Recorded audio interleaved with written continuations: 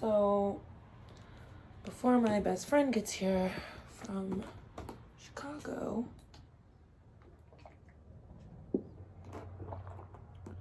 in like an hour-ish, we're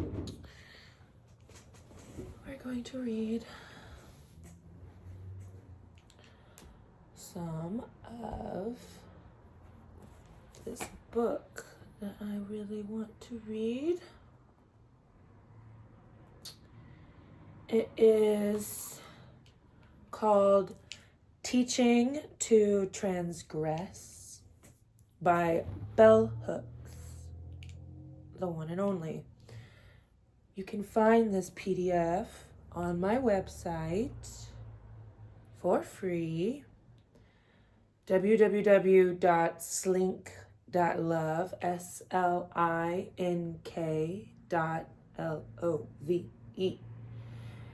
And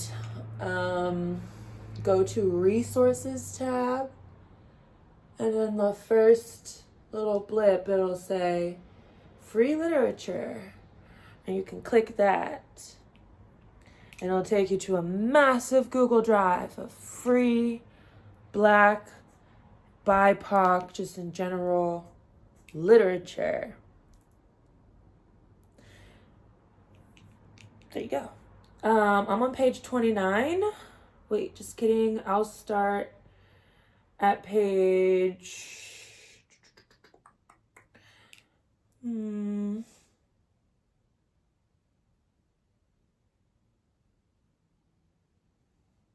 going to start at page 26.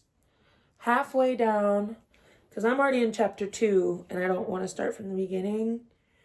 But I want to read this part that I highlighted, like 26 to 29. So, here we go. Remembering this past, I am most struck by our passionate commitment to a vision of social transformation rooted in the fundamental belief in a radically democratic idea of freedom and justice for all. Our notions of social change were not fancy. There was no elaborate postmodern political theory shaping our actions. We were simply trying to change the way we went about our everyday lives so that our values and habits of being would reflect our commitment to freedom. Our major concern then was ending racism. Today, as I witness the rise in white supremacy, the growing social and economic apartheid that separates white and black, the haves and the have-nots, men and women, I have placed alongside the struggle to end racism a commitment to ending sexism, sexist oppression, to eradicating systems of class exploitation.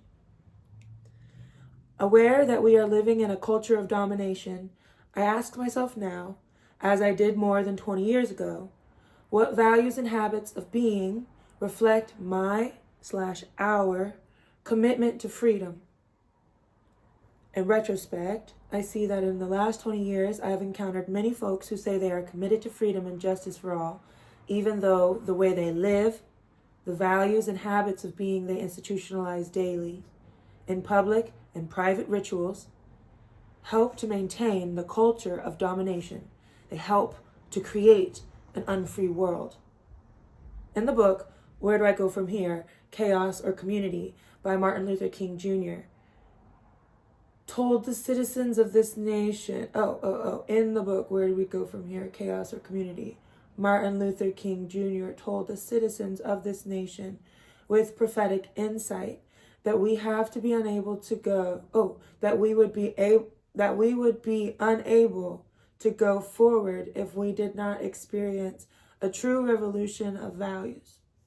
He assured us that the stability of the large world house, which is ours, will involve a revolution of values to accompany the scientific and freedom revolutions engulfing the earth. We must rapidly begin the shift from a thing-oriented society to a person-oriented society. When machines and computers profit, motives and property rights are considered more important than people. The giant triplets of racism, materialism, and militarism are incapable of being conquered. A civilization can flounder as readily in the face of moral and spiritual bankruptcy as it can through financial bankruptcy. That's the end of the Martin Luther quote. My dog is playing in the corner, and sometimes I have a stutter, and I'm often dyslexic. Today, we live in the midst of that floundering. We live in chaos, uncertain about the possibility of building and sustaining community. The public figures who speak the most to us about a return to old-fashioned values embody the evils King describes. They are most committed to maintaining systems of domination, racism, sexism, class exploitation, and imperialism. They promote a perverse vision of freedom that makes it synonymous with materialism. They teach us to believe that domination is natural, that it is right for the strong to rule over the weak, and the powerless under the powerful. What amazes me is that so many people claim not to embrace these values, and yet our collective rejection of them cannot be complete since they prevail in our daily lives. These days, I am compelled to consider what forces keep us from moving forward, from having that revolution of values that would enable us to live differently. King taught us to understand that if we are to have peace on earth, that our loyalties must transcend our race, our tribe, our class, and our nation. Long before the word multiculturalism became fashionable, he encouraged us to develop a world perspective. Yet, what we are witnessing today in our everyday life is not an eagerness on the part of neighbors and strangers to develop a world perspective, but a return to narrow nationalism, isolationism, and xenophobia. These shifts are usually explained in new right and neoconservative terms as attempts to bring order to the chaos, to return to an idealized past. The notion of family evoked in these discussions is one in which sexist roles are upheld as stabilizing traditions. Nor surprisingly, this vision of family life is coupled with a notion of security that suggests we are always most safe with people of our same group, race, class, religion, and so on. No matter how many statistics on domestic violence, homicide, rape, and child abuse indicate that, in fact, the idealized patriarchal family is not a safe space, that those of us who experience any form of assault are more likely to be victimized by those who are like us rather than by some mysterious, strange outsiders, these conservative myths persist. It is apparent that one of the primary reasons we have not experienced a revolution of values is that a culture of domination necessarily promotes addiction to lying and denial. That lying takes the presumably innocent form of many white people and even some black folks, suggesting that racism does not exist anymore and that conditions of social equality are solidly in place that would enable any black person who works hard to achieve economic self-sufficiency. Forget about the fact that capitalism requires the existence of a mass underclass of surplus labor, not to mention slavery, because motherfuckers be leasing prisoners, which is slavery. And human trafficking. Lying takes the form of mass media creating the myth that feminist movement has completely transformed society, so much so that the politics of patriarchal power have been inverted, and that men, particularly white men, just like emasculated black men, have become the victims of dominating women. So it goes, all men, especially black men, must pull together, as in the Clarence Thomas hearings, to support and reaffirm patriarchal domination. Add to this the widely held assumptions that blacks, other minorities, and white women are taking jobs from white men and that people are poor and unemployed because they want to be. And it becomes most evident that part of our contemporary crisis is created by a lack of meaningful access to truth. That is to say, individuals are not just presented untruths, but are told them in a manner that enables most effective communication. When this collective cultural consumption of and attachment to misinformation is coupled with the layers of lying individuals,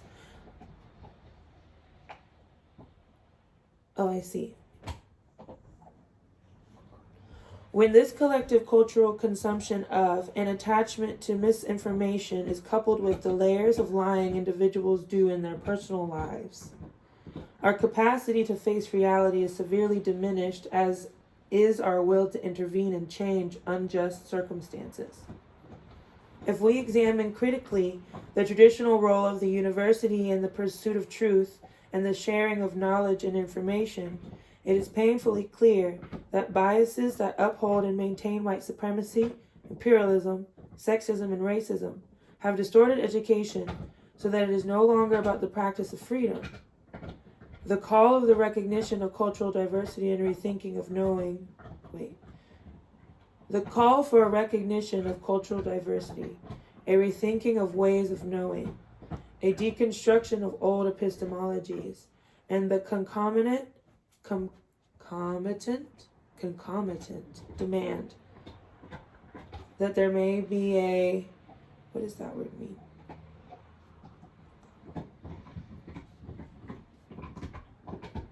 Jersey. Chill out, bro.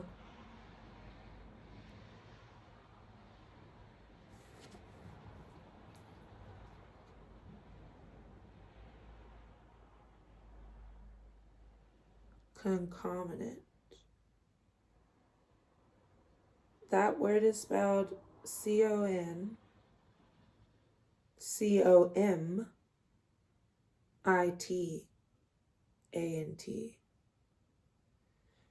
And it means, it's a statistical term. A concept arises when one sorts the members of a random sample according to the corresponding values of another random sample. The concept of a concomitant, also called the induced order statistic, arises when one sorts the members of a random sample according to the corresponding values. This is why I don't understand you fucking data bitches. Like, all this epistemology, pedagogy, fucking stat, da. And I went to grad school, and I got a degree, and I got straight A's, okay? At DAP. So I did your little frou-frou. All I'm saying is, what the fuck is concomitant? So random, like, okay.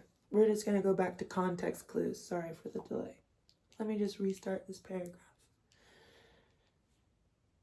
If we examine critically the traditional role of the university in the pursuit of truth and the sharing of knowledge and information, it is painfully clear that biases that uphold and maintain white supremacy, imperialism, sexism, and racism have distorted education so that it is no longer about the practice of freedom. The call for a recognition of cultural diversity, a rethinking of ways of knowing, a deconstruction of old epistemologies, and the concomitant demand that there be a transformation in our classrooms in how we teach and what we teach has been a necessary revolution, one that seeks to restore life to a corrupt and dying academy. So from that context, I think she means from two random, like from not just two, but like from random parts of the institution of education and academia at large, people are demanding a change. And so Bell Hooks is arguing that you can see this demand for change across I'm assuming that there's said rethinking ways of knowing, deconstruction of old epistemologies, and the concomitant demand that there be transformation. So, like, I'm assuming they're talking from a global perspective because this is chapter 2, and earlier they were talking about some of their worldly experiences. They were being vulnerable about some stuff. So you should go read that for, like, the little tea, but sometimes I skip that stuff. I mean, I read it, but sometimes I skip it. I read it, but I'm saying, like, as a reader, I also understand why you would skip that. If you're reading, like, a book, like, I'm reading this book for the purpose of, like, getting some pointers for creating a curriculum, and I've also read this book before, so I'm like skimming. Anyway, we're digressing anymore, but that's the context, and I think I'm understanding concomitant. So yeah, that's reading clues halfway through sake, a bottle of sake, hooked on phonics. Woo. Okay, page 30. When everyone first began to speak about cultural diversity, it was exciting. For those of us on the margins, people of color, folks from working class backgrounds, gays, lesbians, and so on, who had always felt ambivalent about our presence in institutions where knowledge was shared in ways that reinscribed colonialism and domination, it was thrilling to think that the vision of justice and democracy that was at the very heart of civil rights movement would be realized in the academy. At last, there was the possibility of a learning community, a place where difference could be acknowledged, where we would finally all understand, accept, and reaffirm that our ways of knowing are forged in history and relations of power. Finally, we were all going to break through collective academic denial and acknowledge that the education most of us had received and were giving was not and is never politically neutral. Though it was evident that change would not be immediate, there was tremendous hope that this process we had set in motion would lead to the fulfillment of the dream of education as the practice of freedom. Jersey, my love. I'll chill too. Many of our colleagues were initially reluctant participants in this change. Many folks found that as they tried to respect cultural diversity, they had to confront the limitations of their training and knowledge, as well as a possible loss of authority. Indeed, exposing certain truths and biases in the classroom often created chaos and confusion. The idea that the classroom should always be a safe, harmonious place was challenged. It was hard for individuals to fully grasp the idea that recognition of difference might also require of us a willingness to see the classroom change, to allow for shifts in relations between students. A lot of people panicked. What they saw happening was that the comforting melting pot idea of cultural diversity, the rainbow coalition where we would all be grouped together in our difference, but everyone wearing the same have a nice day smile. This was the stuff of colonizing fantasy, a perversion of the progressive value of cultural diversity. Critiquing this longing in a recent interview, Critical Multiculturalism and Democratic Schooling, in the International Journal of Educational Reform, Peter McLaurin asserted, before I start this quote,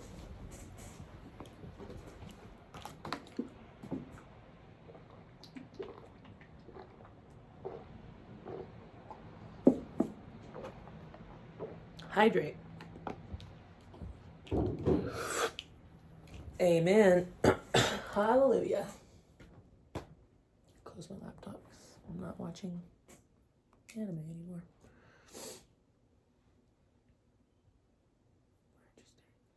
Okay. The quote by Peter McLaurin. Cute. Diversity that somehow constitutes itself as a harmonious ensemble of benign cultural spheres is a conservative and liberal module of multiculturalism that, in my mind, deserves to be jettisoned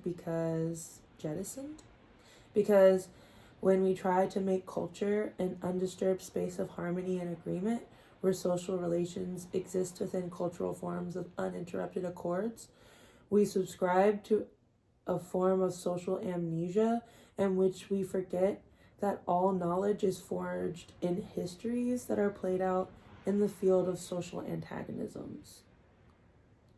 I'll have you know that there is only one single comma in that.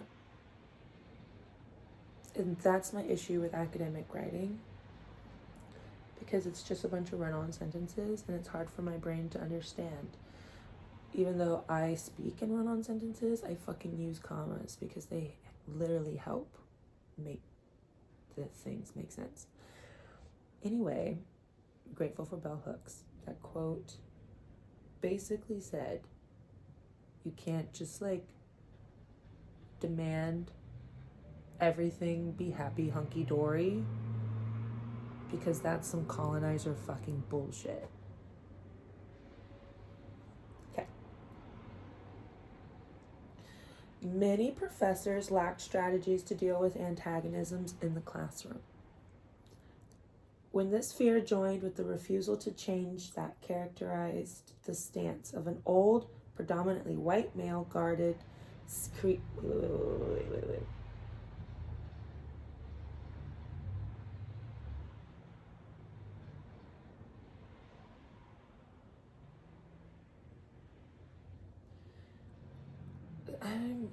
I wonder if the editor like fucked up and like took some words out randomly, because this has happened throughout this PDF.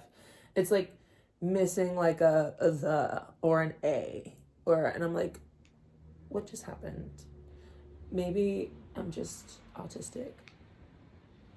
Any Hoosers. All of a sudden,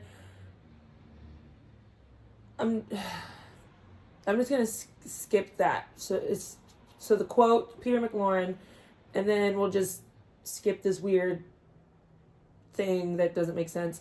Many professors lack strategies to deal with antagonisms in the classroom. All of a sudden, professors who had taken issues of multiculturalism and cultural diversity seriously were backtracking. They were expressing doubts, casting votes in directions that would restore biased traditions or prohibit changes in faculty and curricula that were to bring diversity of representation and perspective. They were joining forces with the old guard. Previously open professors condoned tactics, ostracization, belittlement, and so on, used by senior colleagues to dissuade junior faculty members from making paradigm shifts that would lead to change. In one of my Toni Morrison seminars, as we went around our circle voicing critical reflections on Morrison's language, a sort of classically white, blondish J. Crew co-ed shared that one of her other English professors, an older white man whose name none of us wanted her to mention, confided that he was so pleased to find a student still interested in reading literature, words, the language of texts, and not that race and gender stuff. Somewhat amused by the assumption he had made about her, she was disturbed by his conviction that conventional ways of critically approaching a novel could not coexist in classrooms that also offered new perspectives. I then shared with the class my experience of being at a Halloween party. A new white male colleague with whom I was chatting for the first time went on a tirade on the mere mention of my Toni Morrison seminar, emphasizing that Song of Solomon was a weak rewrite of Hemingway's For Whom the Bell Tolls. Passionately full of disgust for Morrison, he, being a Hemingway scholar, seemed to be sharing the often heard concern that Black women writers/thinkers are just poor imitations of great white men. Not wanting at that moment to launch into unlearning colonialism, divesting of racism and sexism 101, I opted for the strategy taught to me by that in denial of institutionalized patriarchy self-help book, Women Who Love Too Much. I just said, oh. Later, I assured him that I would read For Whom the Bell Tolls again to see if I would make the same connection. Both these seemingly trivial incidents reveal how deep-seated is the fear that any decentering of Western civilizations of the white male canon is really an act of cultural genocide. Some folks think that everyone who supports cultural diversity wants to replace one dictatorship of knowing with another, changing one set way of thinking for another. This is perhaps the gravest misperception of cultural diversity. Even though there are those overly zealous among us who hope to replace one set of absolutes with another, simply changing content, this perspective does not accurately represent progressive visions of the way commitment to cultural diversity can constructively transform the academy. In all cultural revolutions, there are periods of chaos and confusion, times when grave mistakes are made. If we fear mistakes, doing things wrongly, constantly evaluating ourselves, we will never make the academy a culturally diverse place where scholars and the curricula address every dimension of that difference. As backlash swells, as budgets are cut, as jobs become even more scarce, many of the few progressive interventions that were made to change the academy, to create an open climate for cultural diversity, are in danger of being undermined or eliminated. These threats should not be ignored, nor should our collective commitment to cultural diversity change because we have not yet devised and implemented perfect strategies for them. To create a culturally diverse academy, we must commit ourselves fully. Learning from other movements for social change, from civil rights and feminist liberation efforts, we must accept the protracted nature of our struggle and be willing to remain both patient and vigilant. To commit ourselves to the work of transforming the academy so that it will be a place where cultural diversity informs every aspect of our learning, we must embrace struggle and sacrifice. We cannot be easily discouraged. We cannot despair when there is conflict. Our solidarity must be affirmed by shared belief in a spirit of intellectual openness that celebrates diversity, welcomes dissent, and rejoices in collective dedication to truth. Drawing strength from the life and work of Martin Luther King Jr., I am often reminded of his profound inner struggle when he felt called by his religious beliefs to oppose the war in Vietnam. Fearful of alienating conservative bourgeoisie supporters and the alienating of the Black church, King meditated on a passage from Romans, chapter 12, verse 2, which reminded him of the necessity of dissent, challenge, and change. Be not conformed to this world, but be ye transformed by the renewal of your mind. Amen. All of us in the academy and in the culture as a whole are called to renew our minds if we are to transform educational institutions and society so that the way we live, teach, and work can reflect our joy in cultural diversity, our passion for justice, and our love of freedom. And that is the end of the chapter. And I'm reminded of my favorite quote in the whole wide world, and it's a massive, chunk from Still Life with Woodpecker by Tom Robbins, and it's about the outlaw. I've quoted it before, I've written about it, it's on my Instagram, and yeah, it talks specifically, I was reminded about the point where the outlaw differs from the revolutionary, and where Bell Hooks was speaking about how cultural diversity is not about replacing one dominating method over another. And the whole point of an outlaw is I don't break the law because fill in the blank, anything. I do not define myself as a rebel because now I am asserting that there is something to rebel against, that there is something that is taking power from me or has some kind of power over me or is some kind of normal. This is my whole argument against labels and diagnoses in general because of the way we fundamentally think about them. I think all things are crutches, the same thing, all things are phases and cycles and sheddings, the same way that I've had the same face my whole life, and I haven't had the same skin since I was 7, because you're constantly shedding. If you didn't know that, you have a whole new body of skin every 7 years. So the quote, though, one part of Tom Robbins, he was just going on and on about what an outlaw is and what an outlaw isn't, and all outlaws are photogenic, and revolutionaries are the type that, fight for a cause and put the cause over the person, where an outlaw will leave a cause the moment it starts to, that's why I don't want to say that's why, okay, because I used that as justification on my theory that isms, ists, and institutionalized anythings are always going to be perpetuating the problem. And anytime we say, oh, I'm a socialist or a Christian, we are affirming a something that is stagnant, something that is Babylon. Okay, that's my insertion. Let's get ready for chapter 3. Embracing change, teaching in a multicultural world. Wow. Maybe I'll just kill that.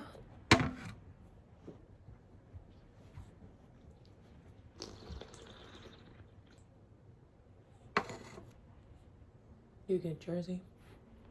Let's see where my friend's at. No, I don't want to do the brightness. Why is my phone not letting me do things? Okay, I'm back. They're getting Skyline, which is disgusting. But we listen and we don't judge. And I mean that because multiple things are always true. Not can be true. Are always true. So, my subjectivities exist the same way yours exist at the same time. And that's so beautiful because we have all the space in the world. Literally. So, we're embracing change. Chapter 3, Bell Hooks, teaching to transgress. Teaching in a multicultural world. Despite the contemporary focus on multiculturalism in our society, particularly in education, there is not nearly enough practical discussion of ways classroom settings can be transformed so that the learning experience is inclusive. If the effort to respect and honor the social reality and experiences of groups in the society who are non-white is to be reflected in a pedagogical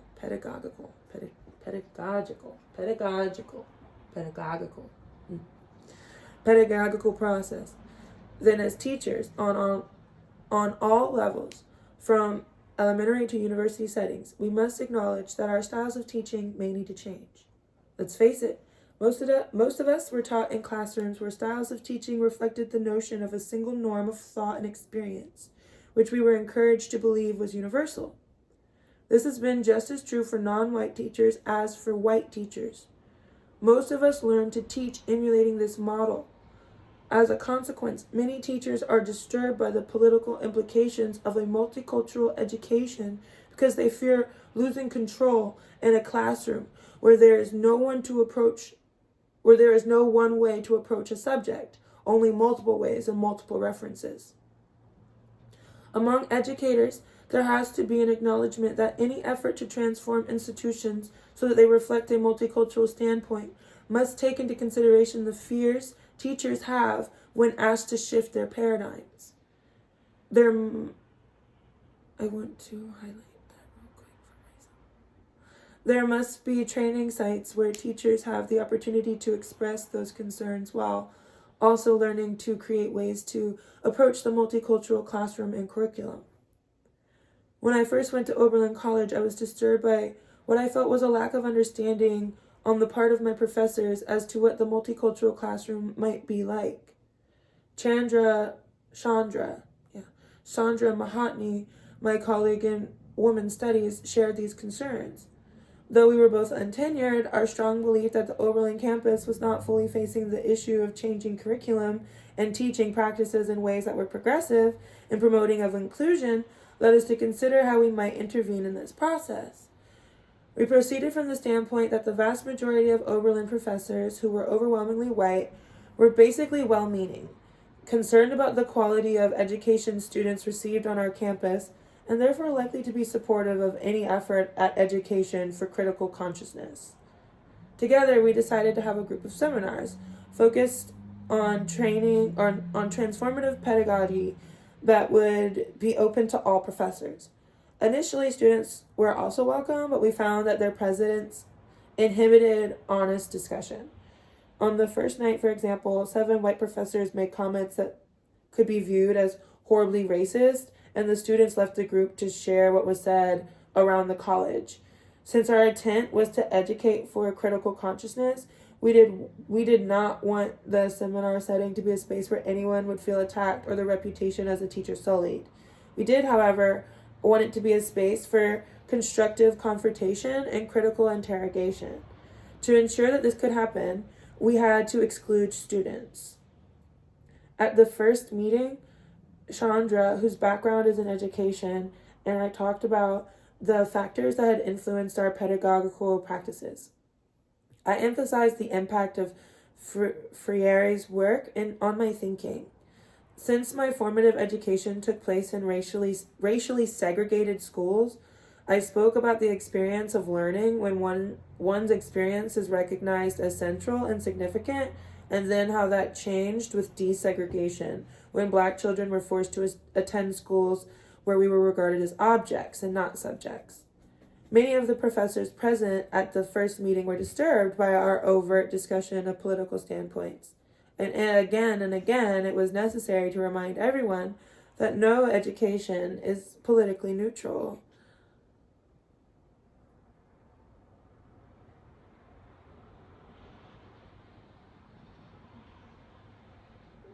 I don't know why this is acting up. Emphasizing that a white male professor in an English department who teaches only work by great white men is making a political decision, we had to work consistently against and through the overwhelming will on the part of folks to deny the politics of racism, sexism, heterosexism, and so forth that inform how and what we teach. We found again and again that almost everyone, especially the old guard, were more disturbed by the overt recognition of the role our political perspectives play in shaping pedagogy than by their passive acceptance of ways of teaching and learning that reflect biases, particularly a white supremacist standpoint. To share in our efforts at intervention, we invited professors from universities around the country to come and talk, both formally and informally, around the kind of work they were doing aimed at transforming teaching and learning so that the multicultural education would be possible. We invited then Princeton professor of religion and philosophy Cornel West to give a talk on decentering Western civilization. It was our hope that his very traditional training and his progressive practice as a scholar would give everyone a sense of optimism about our ability to change. In the informal session, a few white male professors were courageously outspoken in their efforts to say that they would accept the need for change, but were uncertain about the implications of the changes. This reminded us that it is difficult for individuals to shift paradigms and that there must be a setting for folks to voice fears. Absolutely. I totally am feeling very affirmed by this, and I'm going to take that for my curriculum quote when I do my presentation. This reminded us that it was difficult for individuals to shift paradigms and that there must be a setting for folks to voice fears, to talk about what they are doing, how they are doing it, and why.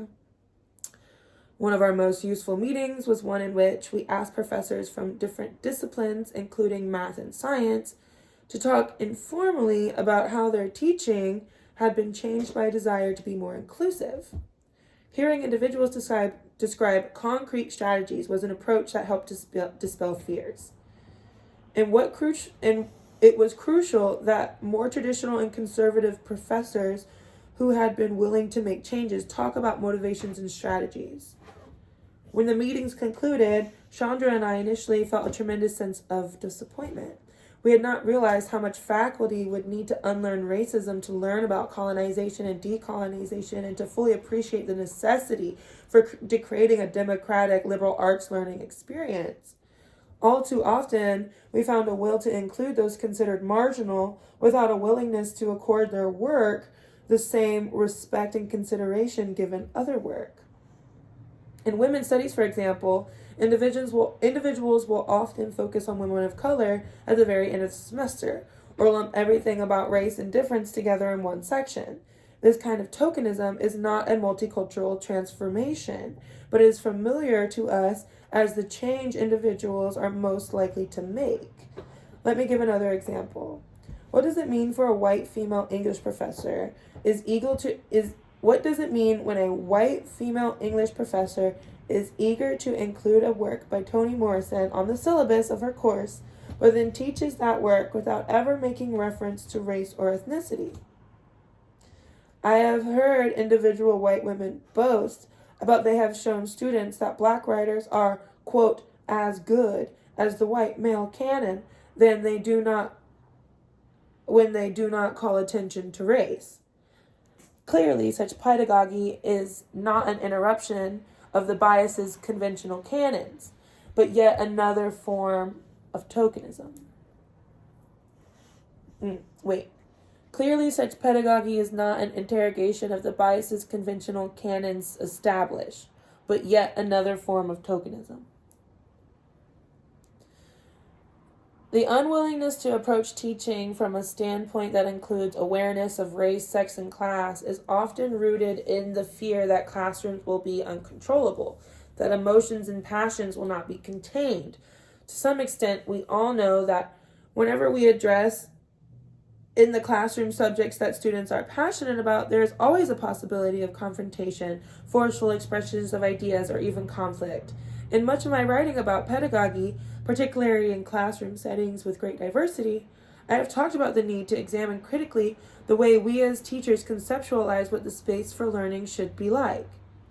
I'm reminded of the experiment of this woman, I think she did it back in the 60s with elementary school kids, where she separated by eye color to teach them about racism, and how teachers would never be allowed to get away with something like that today. And I think that's quite interesting. I need some water though.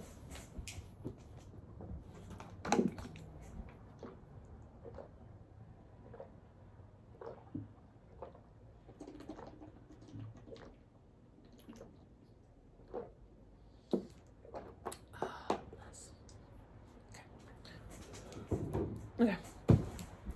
We're doing great.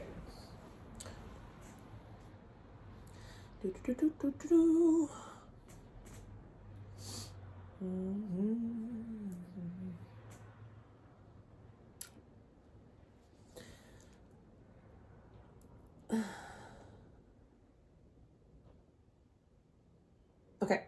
In much of my writing about pedagogy, particularly in classroom settings with great diversity, I have talked about the need to examine critically the way we as teachers conceptualize what the space for learning should be like. Many professors have conveyed to me their feelings that the classroom should be a quote-unquote safe place. That usually translates to mean that the professor lectures to a group of quiet students who respond only when they are called on. The experience of professors who educate for critical consciousness indicates that many students, especially students of color, may not feel at all, quote, unsafe, quote, in what appears to be a neutral setting. It is the absence of a feeling of safety that often promotes prolonged silence or lack of student engagement. Making the classroom a democratic setting where everyone feels a responsibility to contribute is a central goal of transformative pedagogy. Throughout my teaching career, white professors have often voiced concern to me about non-white students who do not talk. As the classroom becomes more diverse, teachers are faced with the way the politics of domination are often reproduced in the educational setting. For example, white male students continue to be the most vocal in our classes. Students of color and some white women express fear that they will be judged as intellectually inadequate by those peers. I have taught brilliant students of color, many of them seniors, who have skillfully managed never to speak in a classroom setting. Some express the feeling that they are less likely to suffer any kind of assault if they simply do not assert their subjectivity. They have told me that many professors never showed any interest in hearing their voices, Except the decentering of the West globally, embracing multiculturalism compels educators to focus attention on the issue of voice. Who speaks, who listens, and why? Caring about whether all students fulfill their responsibility to contribute to learning in the classroom is not a common approach in what Freire has called the, quote, banking system of education, unquote, where students are regarded merely as passive consumers. Since so many professors teach from that standpoint, it is difficult to create the kind of learning community that can fully embrace multiculturalism. Students are much more willing to surrender their dependency on the banking system of education than on their teachers. They are also much more willing to face the challenge of multiculturalism. It has been as a teacher in the classroom setting that I have witnessed the power of transformative pedagogy rooted in the respect for multiculturalism. Working with the critical pedagogy based on the understanding of Freire's teaching, I entered the classroom with the assumption that we must build community in order to create a climate of openness and intellectual rigor. Rather than focusing on issues of safety, I think that a feeling of community creates a sense that there is shared commitment and a common good that binds us. What we all ideally share is the desire to learn, to receive active knowledge that enhances our intellectual development and our capacity to live more fully in the world. It has been my experience that one way to build community in the classroom is to recognize the value of each individual voice.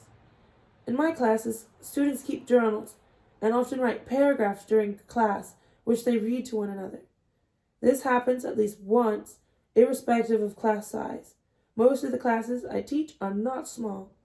They range anywhere from 30 to 60 students, and at times I've taught more than 100. To hear each other, the sound of different voices, to listen to one another, is an exercise in recognition. It also ensures that no student remains invisible in the classroom. Some students resent having to make verbal contribution, and so I've had to make it clear from the outset that this is a requirement in my classes. Even if there is a student present whose voice cannot be heard in spoken words by signing, even if we cannot read the signs, they must make their presence felt.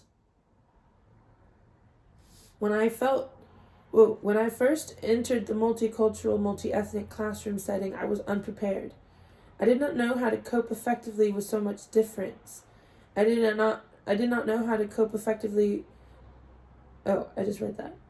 Despite progressive politics and my deep engagement with the feminist movement, I had never before been compelled to work within a truly diverse setting, and I lacked the necessary skills. This is the case with most educators. It is difficult for many educators in the United States to conceptualize how the classroom will look when they are confronted with the demographics which indicate that whiteness may cease to be the norm ethnicity in classroom settings on all levels.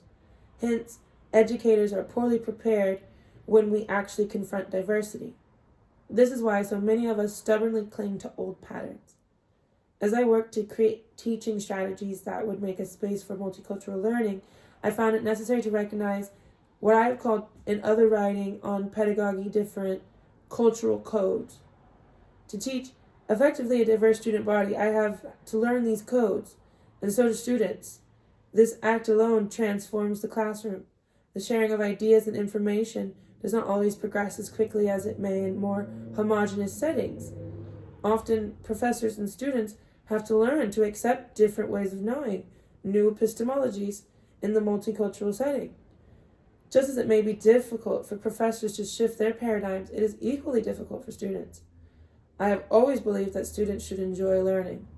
Yet I found that there was much more tension in the diverse classroom setting where the philosophy of teaching is rooted in critical pedagogy, and in my case, in feminist critical pedagogy. The presence of tension and at times even conflict often meant that students did not enjoy my classes or love me, their professor, as I secretly wanted them to. Teaching in a traditional discipline from the perspective of critical pedagogy means that I often encounter students who make complaints like, "I thought this was supposed to be an English class. why are we talking so much about feminism? Or they might add race or class. In the transformed classroom, there is often a much greater need to explain philosophy, strategy, intent than in the quote norm unquote setting. I have found through the years that many of my students who bitch endlessly while they are taking my classes contact me at a later date to talk about how much that experience meant to them, how much they learned.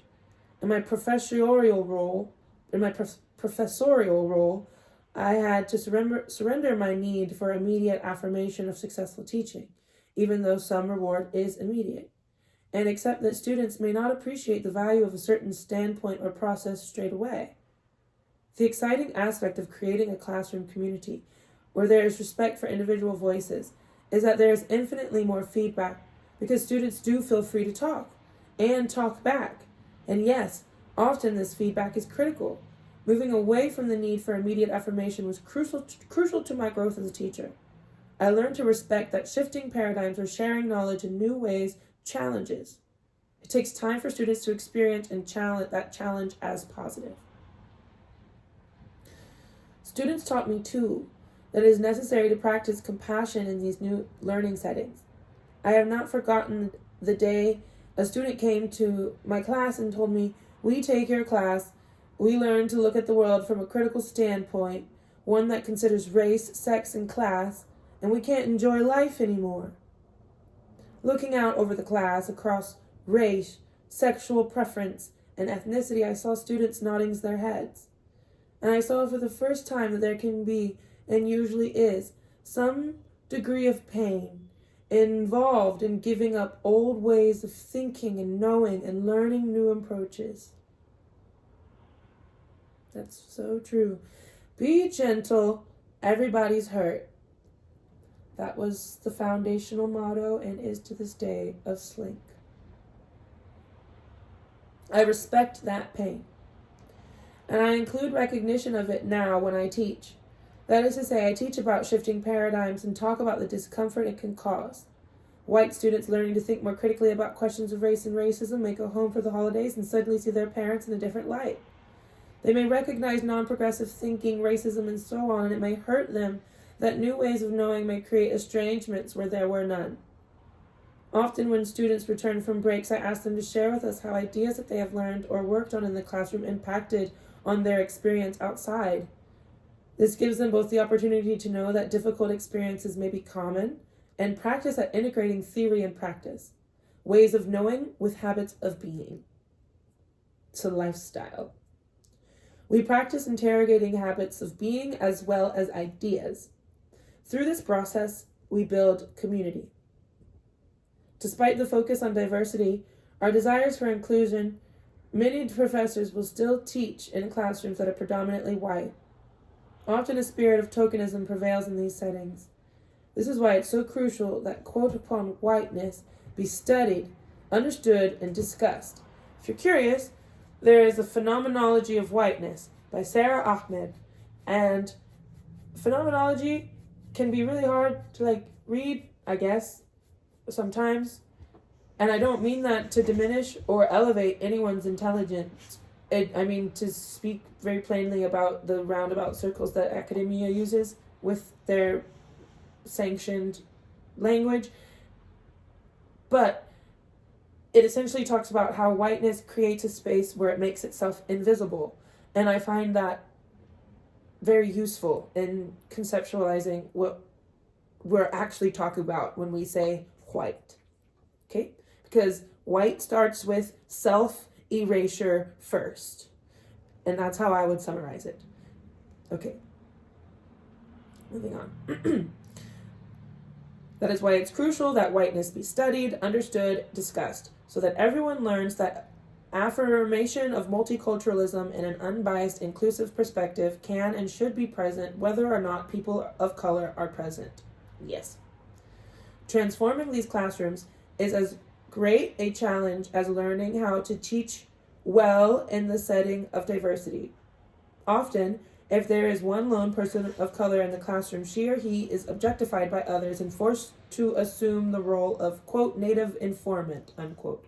For example, a novel is read by a Korean American author. White students turn to the one student from a Korean background to explain what they do not understand. This places an unfair responsibility onto that student. Professors can intervene in this process by making it clear from the onset that experience does not make one an expert, and perhaps even by explaining what it means to place someone in the role of a native informant. It must be stated that professors cannot intervene if they also see students as native informants. Often, students have come to my office complaining about the lack of inclusion in another professor's class. For example, a course on social and political thought in the United States includes no work by women. When students complain to the teacher about this lack of inclusion, they are told to make suggestions on material that can be used. Well, this often places an unfair burden on the student. It also makes it seem that it's only important to address a bias if there is someone complaining. Increasingly, students are making complaints because they want a democratic, unbiased liberal arts education. Multiculturalism compels educators to recognize the narrow boundaries that have shaped the way knowledge is shared in the classroom. It forces us all to recognize our complicity in accepting and perpetuating biases of any and all kind. Students are eager to break through barriers to knowing. They are willing to surrender to the wonder of relearning and learning ways of knowing that go against the grain. When we as educators allow our pedagogy to be radically changed by our recognition of a multicultural world, we can give students the education they desire and deserve. We can teach in ways that transform consciousness, creating a climate of free expression that is the essence of a truly liberatory that is the essence of a truly liberatory liberal arts education. And that's the end of chapter 3. Thanks for spending almost an hour with me reading 2 chapters. We'll do more later, but I'm tired of reading aloud. I don't read that fast out loud, and also it's actually harder for me to comprehend. And I'm also reading on my iPad, which is already a barrier. Oh my god, and my best friend just got here. I just got the text. Wow. Love you all.